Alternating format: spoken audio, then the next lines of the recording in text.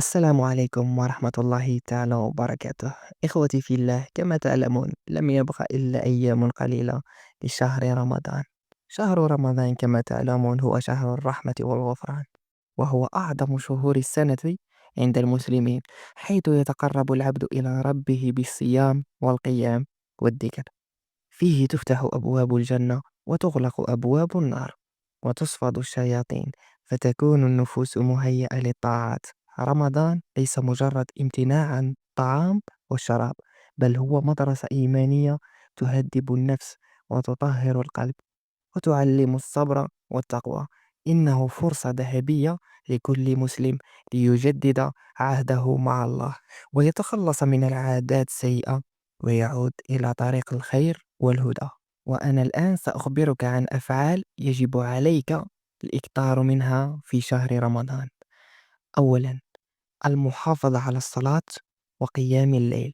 احرص على أداء الصلوات الخمس في أوقاتها، وأكثر من النوافل وصلاة التراويح والقيام، فهي فرصة لمغفرة الذنوب ورفع درجات. ثانيا، الإكثار من قراءة القرآن وتدبره.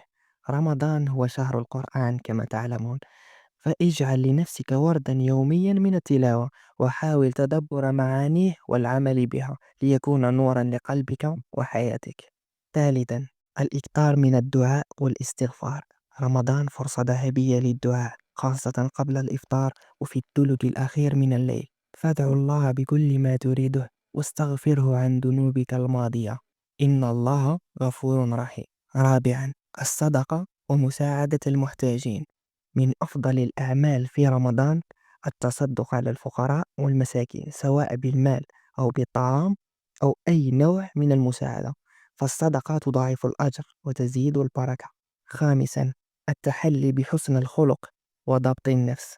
اجعل رمضان فرصة لتحسين أخلاقك، وابتعد عن الغضب والغيبة والنميمة، وكن صبورا ومتسامحا مع من حولك. وأخيرا، سأقدم لكم يا إخوتي في الله نصيحة ستفيدكم.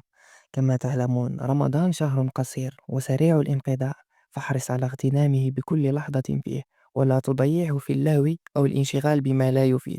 اجعل هذا الشهر نقطة تحول في حياتك، وابدأ في رحلة تغيير للأفضل، ليكون رمضان شاهدا لك لا عليك. تذكر أن الأعمال الصالحة التي تعتادها في رمضان يمكن أن تستمر معك طوال العام، فاجعل من رمضان بداية جديدة لطريق الخير والهداية.